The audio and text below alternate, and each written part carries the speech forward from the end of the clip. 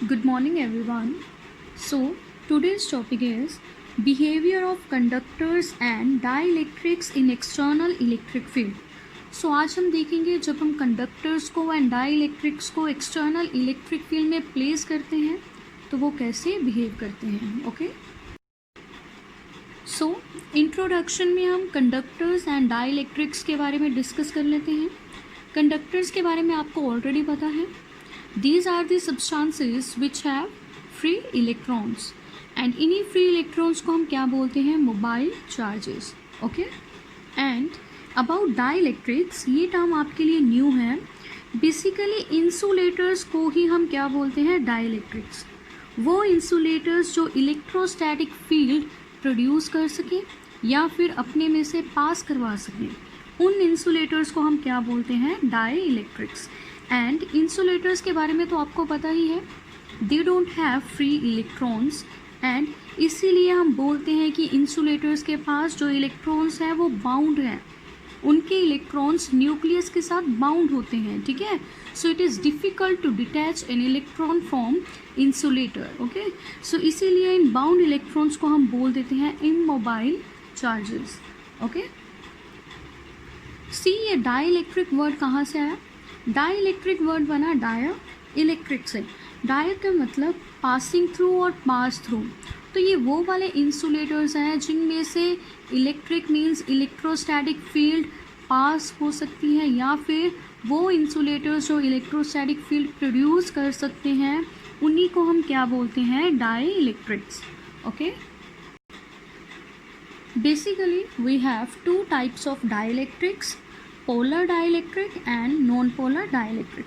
इनके बारे में हम पहले भी डिस्कस कर चुके हैं, बट आज के लेक्चर में हम देखेंगे कि how they will behave in external electric field. Okay, so let's start the first topic, behaviour of conductors in electric field. So इसके रिलेटेड मैंने 4 पॉइंट्स लिखे हैं, वो हम डिस्कस कर लेते हैं. Number 1 is inside a conductor electric field is zero. इसका क्या मतलब है, जब भी हम किसी कंडक्टर को एक्सटर्नल इलेक्ट्रिक फील्ड में रखेंगे तो कंडक्टर में से इलेक्ट्रिक फील्ड पास नहीं होगी. या फिर हम इसे ऐसे बोलेंगे कि net electric field means total electric field जो आएगी कंडक्टर के इनसाइड वो कितनी होगी, zero. Okay, second, net charge inside a conductor is zero. अभी अभी हमने बोला कि इलेक्ट्रिक फील्ड जो है कंडक्टर के इनसाइड कितनी है, ज़ीरो. अगर इलेक्ट्रिक फील्ड ज़ीरो है तो मीन्स चार्ज भी इनसाइड क्या होगा, ज़ीरो. बिकॉज इलेक्ट्रिक फील्ड किसकी वजह से आएगी, चार्ज की वजह से. चार्ज ज़ीरो तो इलेक्ट्रिक फील्ड भी zero. Okay, so next point is charge resides on the surface of conductor. Since अभी मैंने बताया कि इनसाइड अ कंडक्टर चार्ज कितना होगा, ज़ीरो. तो अगर हम किसी कंडक्टर को चार्ज दें तो इनसाइड तो ज़ीरो है, तो वो कहाँ जाएगा चार्ज. तो आपको अभी ये पॉइंट याद रखना है कि charge will reside on the surface of conductor. ठीक है, गॉसेस थ्योरम में भी आपने ये किया होगा कि मैक्सिमम इलेक्ट्रिक फील्ड कहाँ होती है, कंडक्टर के सरफेस पर. तो हम इसी को भी रिलेट कर सकते हैं इस पॉइंट के साथ कि चार्ज भी कहाँ रिजाइड करता है, कंडक्टर के सरफेस पर. Okay, and fourth point, conductor is an equipotential surface. ये भी अब हम प्रूव करेंगे. सो अब हम फर्स्ट पॉइंट को डिस्कस करेंगे. See, when a conductor is placed in an external electric field, each electron will experience a force that is F vector is equal to minus E vector in the direction opposite to electric field. So इसे हम diagram से समझते हैं and फिर read करेंगे. So suppose हमारे पास कोई conductor है जिसे हम कहाँ रख रहे हैं, एक्सटर्नल इलेक्ट्रिक फील्ड में. एंड उस एक्सटर्नल इलेक्ट्रिक फील्ड की डायरेक्शन क्या है, ये. अगर ये डायरेक्शन है तो हमें पता है it is from positive to negative. तो यहाँ कहीं पॉजिटिव चार्ज होगा एंड इस साइड कहीं नेगेटिव चार्ज होगा, तभी इलेक्ट्रिक फील्ड की ये डायरेक्शन आएगी. ठीक है, सो ये कंडक्टर है. कंडक्टर के पास क्या होते हैं, फ्री इलेक्ट्रॉन्स. तो जब भी हम किसी कंडक्टर को एक्सटर्नल इलेक्ट्रिक फील्ड में रखते हैं तो उसके इलेक्ट्रॉन फोर्स एक्सपीरियंस करते हैं. किस डायरेक्शन में फोर्स एक्सपीरियंस करेंगे, सी, इसे समझने के लिए हम यहाँ एक इलेक्ट्रॉन ड्रॉ कर देते हैं. ठीक है, since electron is negatively charged, तो इलेक्ट्रिक फील्ड के कारण इस इलेक्ट्रॉन पर क्या लगेगी, फोर्स। किस डायरेक्शन में, इलेक्ट्रॉन नेगेटिवली चार्ज है तो वो पॉजिटिव की तरफ अट्रैक्ट होगा, तो इलेक्ट्रॉन किस साइड मूव करना चाहेगा, इस side. Means electron force experience करेगा इस डायरेक्शन में, एंड ये डायरेक्शन किसके ऑपोजिट है, इलेक्ट्रिक फील्ड की। तो ये फर्स्ट पैराग्राफ में मैंने लिखा है, सी यहाँ से, each electron will experience a force जिसकी वैल्यू क्या होगी, F vector is equal to minus E vector, and minus sign ही यहाँ रिप्रेजेंट कर रहा है कि फोर्स की डायरेक्शन इलेक्ट्रिक फील्ड के क्या होगी, ऑपोजिट। ओके, सो जब भी हम किसी कंडक्टर को एक्सटर्नल इलेक्ट्रिक फील्ड में रखेंगे तो इस कंडक्टर के चार्जेस क्या एक्सपीरियंस करेंगे, फोर्स, एंड इसकी वजह से क्या होगा, इसमें जितने भी चार्जेस हैं वो रीडिस्ट्रीब्यूट होना स्टार्ट हो जाएंगे। मींस इस कंडक्टर में चार्जेस रीअरेंज होना शुरू हो जाएंगे। कैसे, सिंस इस साइड पॉजिटिव चार्ज है तो इस कंडक्टर के इस फेस पर नेगेटिव चार्जेस अपीयर होंगे। ओके, एंड इस साइड नेगेटिव चार्ज है तो कंडक्टर के इस फेस पर पॉजिटिव चार्जेस अपीयर होंगे। मींस इस कंडक्टर के चार्जेस ने खुद को रीअरेंज कर लिया। ओके, किसके कारण, इलेक्ट्रिक फील्ड के कारण। सो सी, इस साइड नेगेटिव चार्जेस अपीयर हो रही हैं एंड दिस साइड क्या है, पॉजिटिव चार्जेस। तो होगा क्या, इन चार्जेस के रीडिस्ट्रीब्यूशन की वजह से कंडक्टर के इनसाइड एक इलेक्ट्रिक फील्ड प्रोड्यूस होगी, जिस इलेक्ट्रिक फील्ड को हम क्या बोलेंगे, induced electric field. Okay, and उस इलेक्ट्रिक फील्ड की डायरेक्शन क्या होगी, हमें पता है electric field from positive to negative होती है। सो यहाँ पर इस साइड पॉजिटिव चार्ज है, इस साइड नेगेटिव चार्ज है, तो इलेक्ट्रिक फील्ड की डायरेक्शन क्या होगी, ये। सो मैंने इंड्यूस्ड इलेक्ट्रिक फील्ड की डायरेक्शन ड्रॉ कर दी है, it is E I vector, I stands for induced. Okay, so इस इंड्यूस्ड इलेक्ट्रिक फील्ड के बारे में एक पॉइंट अब आपको याद रखना है।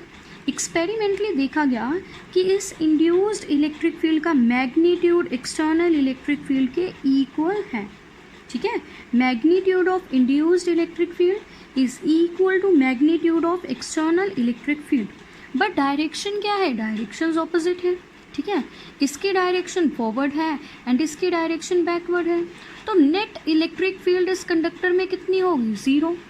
क्यों, because equal and opposite electric fields हैं हमारे पास यहाँ, तो नेट इलेक्ट्रिक फील्ड कितनी हो जाएगी, ज़ीरो। तो हम यहाँ लिख देंगे E net is equal to zero. तो यहीं से प्रूफ हो गया कि electric field inside a conductor कितनी होगी, ज़ीरो। कौन सी electric field, net electric field. Okay, so I have written E net is equal to zero. Okay, see theory में भी मैंने वही पॉइंट्स लिखे हैं। This redistribution of charges takes place, जो मैंने आपको बताया था, and creates an additional electric field called induced electric field. तो मैंने आपको बताया था जब भी हम किसी कंडक्टर को एक्सटर्नल इलेक्ट्रिक फील्ड में रखते हैं तो उस कंडक्टर के चार्जेस क्या करते हैं, रीडिस्ट्रीब्यूट, एंड उसके कारण क्या होता है, एक एडिशनल इलेक्ट्रिक फील्ड प्रोड्यूस होती है जिसे हम क्या बोलते हैं, इंड्यूस्ड इलेक्ट्रिक फील्ड, जिसका सिंबल क्या है, ई आई और ई पी। इसे पोलराइज्ड इलेक्ट्रिक फील्ड भी बोल देते हैं। ठीक है, सो इंड्यूस्ड इलेक्ट्रिक फील्ड का मैग्नीट्यूड क्या था, सेम, किसके सेम, एक्सटर्नल इलेक्ट्रिक फील्ड के, बट डायरेक्शन क्या थी, ऑपोजिट। सो नेट इफेक्ट क्या हो जाएगा, कैंसल। ठीक है, सो मैंने यहाँ लिखा है hence cancel the effect. So we have E net is equal to zero inside the conductor. Okay, so next point is net charge q is equal to 0 inside the conductor and charge resides on the surface of conductor। इन दोनों points को अब हम explain करेंगे। ठीक है, सो इसके लिए हम गॉसेस थ्योरम यूज़ करेंगे। सो सपोज हमारे पास कोई कंडक्टर है जिसके पास क्या है, प्लस क्यू चार्ज। ठीक है, सो हमें पता है कंडक्टर के इनसाइड इलेक्ट्रिक फील्ड कितनी होती है, ज़ीरो। तो हमने यहाँ लिख दिया as electric field is equal to zero inside the conductor. तो अब हम क्या करेंगे, गॉस थ्योरम अप्लाई करेंगे। गॉस थ्योरम क्या है, closed integral of E vector dot d s vector is equal to Q by epsilon naught. Gauss theorem कहाँ apply होती है? क्लोज्ड सर्फेसिस पर। तो हम क्या करेंगे, इस पॉजिटिव चार्ज के अराउंड गॉसियन सरफेस ड्रॉ कर लेंगे, वो भी क्या होगा? स्फीयर। ये एक इमेजिनरी सरफेस है तो हमने ड्रॉ कर लिया, ठीक है। सिंस इलेक्ट्रिक फील्ड कितनी है? 0। अगर E 0 है तो हम इस इक्वेशन से डायरेक्ट लिख सकते हैं Q भी क्या होगा? 0, ठीक है। वैसे भी जब चार्ज हो तभी इलेक्ट्रिक फील्ड होती है। अगर इनसाइड इलेक्ट्रिक फील्ड 0 है तो means inside the conductor charge भी कितना होगा? 0। तो वो चार्ज जाएगा कहाँ? जो हम किसी कंडक्टर को देंगे, तो वो चार्ज कहाँ रिजाइड करेगा? कंडक्टर के सरफेस पर, okay. So last point, conductor is an equipotential surface. अब हमें इसे प्रूव करना है। So as we know, electric field and potential का रिलेशन क्या है? E is equal to negative of potential gradient, तो मैंने वही लिखा है। यहाँ से हम dV की वैल्यू निकाल लेंगे। dV is equal to minus EdR, okay. And अभी हम प्रूव कर चुके हैं इलेक्ट्रिक फील्ड कितनी होती है? 0। If E is equal to 0 तो dV की वैल्यू इस इक्वेशन से कितनी आएगी? 0। हियर dV क्या है? Change in potential. तो किसी भी क्वांटिटी का चेंज कब 0 आता है? जब वो क्वांटिटी क्या हो? कांस्टेंट। मींस पोटेंशियल क्या होगा? कांस्टेंट। अगर पोटेंशियल कांस्टेंट है तो हमें पता है ऐसे किस सरफेसेस पर होता है? इक्विपोटेंशियल सरफेसेस पर, ठीक है। मींस कंडक्टर भी क्या है? एक equipotential surface, okay. So behaviour of conductors in electric field से हमारे पास कंडक्टर्स की एक प्रॉपर्टी आती है, वो प्रॉपर्टी है इलेक्ट्रोस्टैटिक शील्डिंग, ठीक है, और फैराडे केजेस। इलेक्ट्रोस्टैटिक शील्डिंग होता क्या है? शील्ड का मतलब होता है प्रोटेक्ट करना। कहाँ से? इलेक्ट्रोस्टैटिक फील्ड से। तो बेसिकली इलेक्ट्रोस्टैटिक शील्डिंग क्या है? एक मेथड है जिससे हम क्या करते हैं, किसी भी रीजन को एक्सटर्नल इलेक्ट्रिक फील्ड के इफेक्ट से प्रोटेक्ट करते हैं, ठीक है। एंड इसके लिए जो भी कंडक्टर हम यूज़ करते हैं उसे बोलते हैं Faraday cage, okay. So the method of protecting a region from effect of electric field is electrostatic shielding, ठीक है। सो सपोज आपके पास कोई कंडक्टर है जो किस फॉर्म में है? स्फेरिकल कैविटी, मीन्स अंदर से वो क्या है? एम्प्टी है। तो जब आप इस कैविटी को एक्सटर्नल इलेक्ट्रिक फील्ड में रखेंगे तो एक्सपेरिमेंटली ऑब्जर्व हुआ कि ये एक्सटर्नल इलेक्ट्रिक फील्ड इस कैविटी में से पास नहीं करेगी, ओके। मींस इसके अंदर इलेक्ट्रिक फील्ड कितनी होगी? 0।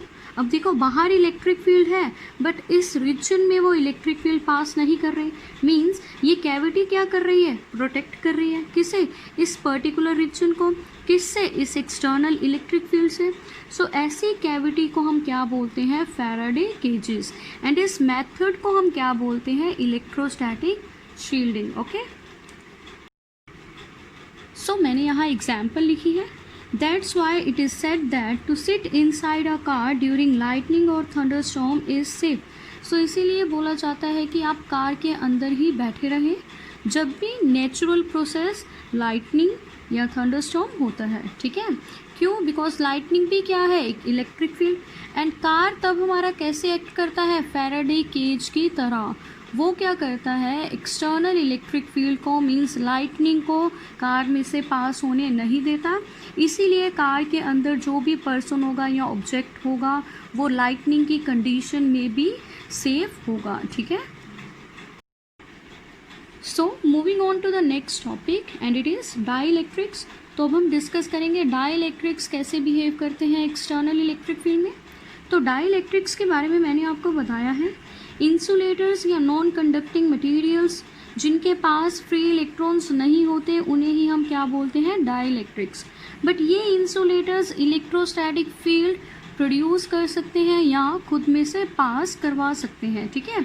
तो डाइइलेक्ट्रिक्स की टाइप बताई थी मैंने आपको, पोलर एंड नॉन पोलर। तो हम स्टार्ट करेंगे पोलर डाइइलेक्ट्रिक से, ठीक है। तो फर्स्ट केस होगा, हम देखेंगे in the absence of electric field polar dielectrics का बिहेवियर क्या है, ठीक है। फर्स्ट केस में इलेक्ट्रिक फील्ड नहीं होगी, इलेक्ट्रिक फील्ड कितनी होगी? 0, ओके। सो सपोज हमारे पास एक पोलर डाइइलेक्ट्रिक स्लैब है, ठीक है, मींस मटेरियल है जिसमें बहुत सारे पोलर मॉलिक्यूल्स हैं, ठीक है। और हमारा फर्स्ट केस क्या है कि हम इसका बिहेवियर देखेंगे in the absence of electric field. तो इलेक्ट्रिक फील्ड कितनी है, 0। ओके। सो जब भी हम किसी पोलर डाइलेक्ट्रिक को रूम टेम्परेचर पर रखते हैं तो उसमें जो पोलर मॉलिक्यूल्स होते हैं वो रैंडमली ओरिएंटेड होते हैं। मींस उनकी कोई फिक्स डायरेक्शन नहीं होती, पर्टिकुलर डायरेक्शन नहीं होती अलाइन होने की, वो किसी भी डायरेक्शन में ओरिएंटेड होते हैं, मींस अलाइन होते हैं। ठीक है। सो देखो इस पोलर डाइलेक्ट्रिक में मैंने किसी भी डायरेक्शन में ये मॉलिक्यूल्स अलाइन किए हैं। ठीक है। सो वही हमारा फर्स्ट पॉइंट है, मॉलिक्यूल्स आर रैंडमली ओरिएंटेड। अब देखो ये मॉलिक्यूल्स कौन से हैं, पोलर। तो पोलर मॉलिक्यूल्स के बारे में हम पढ़ चुके हैं कि इन मॉलिक्यूल्स के पास परमानेंट डाइपोल मोमेंट होता है।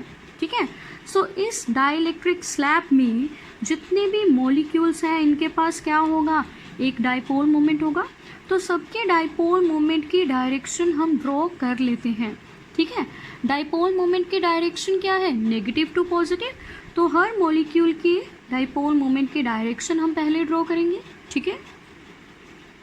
सो सी हियर, सभी मॉलिक्यूल्स के डाइपोल मोमेंट की डायरेक्शन मैंने ड्रॉ कर दी है।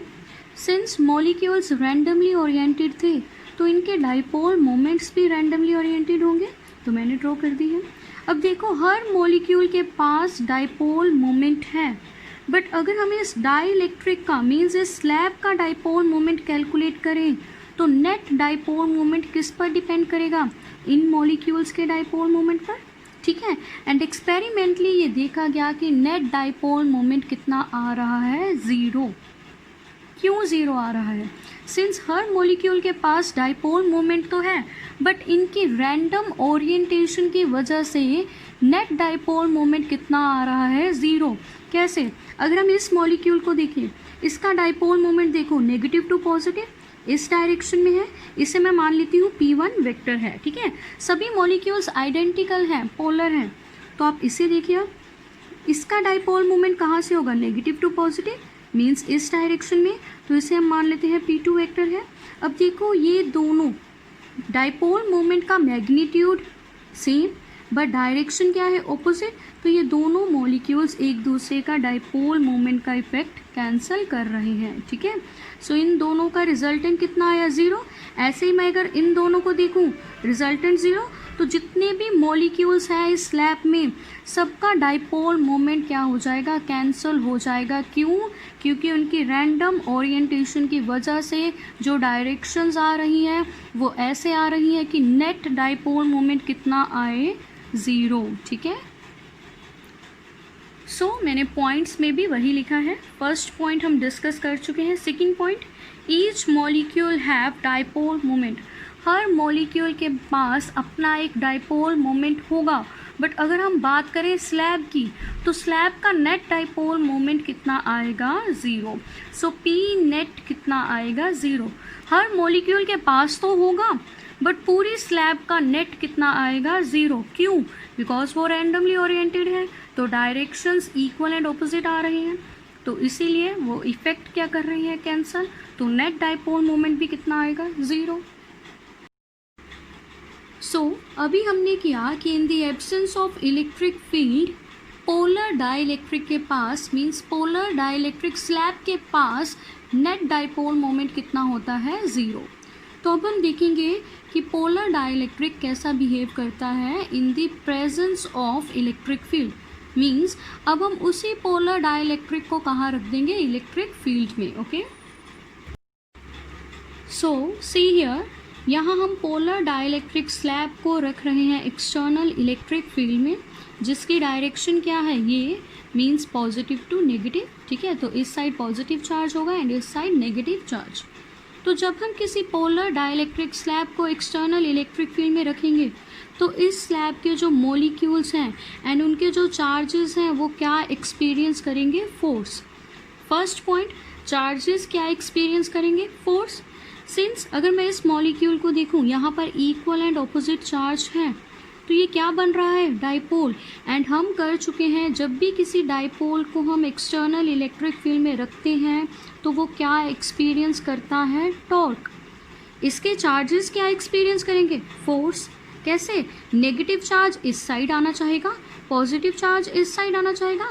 तो ये दोनों फोर्सेस क्या बनाती हैं? कपल। कपल मीन्स इस डाइपोल पर क्या लगेगी? टॉर्क। टॉर्क कैसे लगेगी?